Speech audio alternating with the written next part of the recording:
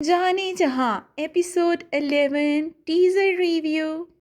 جانے جہاں، کیا ایک اور بدنامی منتظر ہے ماہنور کی؟ ماہنور کو ایک بار پھر دربدر ہونا پڑے گا۔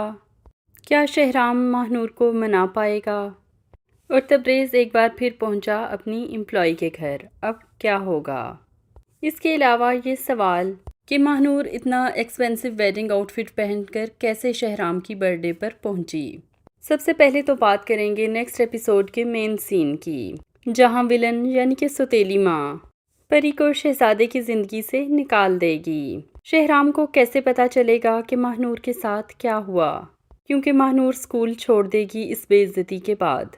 پہلے تو شہرام پریشان ہوگا ماہنور کے نہ آنے پر اور اس کو کال کرتا رہے گا۔ اس کی پریشانی اس وقت بڑھ جائے گی جب ماہنور اس کی کال بھی پک نہیں کرے گی۔ کشور نے دوسری طرف گاؤں میں بھی بدنام کر دیا ہوگا ماہنور کو۔ ماہنور کا باپ جو ویسے ہی آگ بھگولا ہونے کے لیے ہر وقت تیار رہتا ہے اور مظلومیت کی تصویر بلا وجہ بنا پھرنا اس کو بہت پسند ہے، وہ ماہنور کو کہے گا کہ اپنی ماں کے ساتھ جہاں سے چلی جاؤ، میں تمہاری شکل بھی نہیں دیکھنا چاہتا، ہر جگہ تمہاری وجہ سے بدنامی ہمارا مقدر بنتی ہے۔ ماہنور اپنی ماں کے ساتھ ریلوے اسٹیشن سے جا رہی ہوگی۔ اب یہ بات شہرام کو کیسے پتہ چلتی ہے اور وہ ماہنور کو کیسے روکتا ہے، یہ ہم نیکسٹ ایپیسوڈ میں دیکھیں گے۔ ایسا ہے کہ جو نیو کریکٹر عماد آفندی کا انٹروڈیوس ہوا ہے وہ شہرام کو بتائے گا، یا پھر یہ بھی ہو سکتا ہے کہ وہ کنورسیشن سن لے کشور اور زینت کی، جس میں وہ ماہنور کے بارے میں بات چیت کر رہے ہوں۔ بہرحال ماہنور کو روک لیا جائے گا کیونکہ ماہنور نے تو ابھی اسکول میں بھی پڑھانا ہے۔ شہرام ماہنور کے گھر والوں یعنی اس کے والدین کو کیسے راضی کرتا ہے، یہ بھی ہم دیکھنا چاہیں گے۔ ابھی تو لو سٹوری کی شروعات تھی، لیکن شروعات میں ہی شہرام کو یہ تو پتہ چل گیا کہ اس کی ماں یعنی کشور ناپسند کرتی ہے ماہنور کو۔ ویسے ماہنور کو بھی اتنے پرپرزے اتنی جلدی نہیں نکالنے چاہیے تھے۔ پورا ویڈنگ آؤٹ فٹ پہن کر وہ پہنچ گئی رات کے وقت شہرام کے گھر برتھ ڈے سیلیبریٹ کرنے۔ ایسے کون کرتا ہے؟ پھر یہی نہیں، برتھ ڈے سیلیبریٹ ہونے کے بعد وہاں رکی رہی۔ جب گاڑی میں ہی جانا تھا تو اس کے لیے بارش کے رکنے کا انتظار کیوں ضروری تھا؟ پھر خیر سے شعر و شاعری بھی سنائی، اور تو اور یہ بھی کہہ دیا کہ میرا دل چاہتا ہے کوئی مجھے پیارے سے نام سے پکارے۔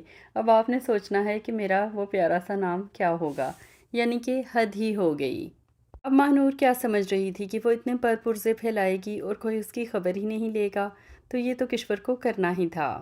دوسری اہم بات جو بہت ہی عجیب و غریب لگی کہ زیوکیو کا کریکٹر جن کے گھر دعوت پر گئی تھیں کشور، وہ ایک طرف درس دے رہا ہے، وہ بھی نیٹ کے دوپٹے میں، دوسری طرف وہ ہاتھ بھی دیکھ کر قسمت کا حال بتا رہا ہے، لوگوں کو وظیفے اور دعا اور درود بھی دے رہی ہیں اور قسمت کا حال بھی بتا رہی ہیں۔ یہ بات سمجھ نہیں آئی۔ انہوں نے اپنی جس بیٹی سے ملوایا ہے اس کو یقیناً چھوٹے بیٹے کے لیے پسند کر لیا ہے کشور نے۔ اب آتے ہیں تبریز کی طرف، جو بہت ہی عجیب و غریب اور گھٹیا قسم کی حرکتوں میں ملوث ہے ڈرامے کے سٹارٹ سے۔ ایک شادی شدہ عورت پر ڈورے ڈال رہا ہے، نشہ کر کے اس کے گھر پہنچ گیا، پھر اس کے شوہر کو ایک ہفتے کے لیے کراچی بھیج دیا۔ وہ میرڈ عورت بھی جان بوجھ کے انجان بن رہی ہے، صرف اور صرف پیسے کے لالچ میں، حالانکہ وہ پہلے دن سے ارادے جانتی ہے تبریز کے۔ آج کی ایپیسوڈ کے اینڈ پر تبریز اس کے گھر کام کی بات کرنے کے بہانے پہنچ بھی چکا ہے۔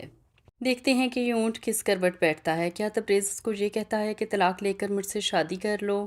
ویسے تبریز جیسے گھٹیا بندے سے اس بات کی تو توقع نہیں، وہ یقیناً کوئی گھٹیا بات ہی کرے گا۔ کشور کے دونوں بیٹے اس کے منہ پر کالک ملیں گے، خاص طور پہ تبریز۔ نیا کریکٹر عماد آفندی کا بھی انٹروڈیوس ہوا ہے، جو کہ آرکیٹیکٹ ہیں اور اسکول بنائیں گے۔ انہیں بھی پہلی ہی نظر میں اسکول کی ٹیچر یعنی کہ ماہنور پسند آ گئی ہے۔ عماد آفندی کا آف کورس وہی حال ہوگا جو سائیڈ ہیرو یا ہیروئن کا ہوتا ہے۔ کیا پتہ ان پر زینت کی قسمت جاگ جائے، کیونکہ زینت کے لیے تو چھوٹا بھائی بھی نہیں بچا جس کا ہم سوچے بیٹھے تھے۔ آپ اگر یہ ڈرامہ دیکھ رہے ہیں اور آپ کو کیسا لگ رہا ہے ہمیں ضرور بتائیے گا۔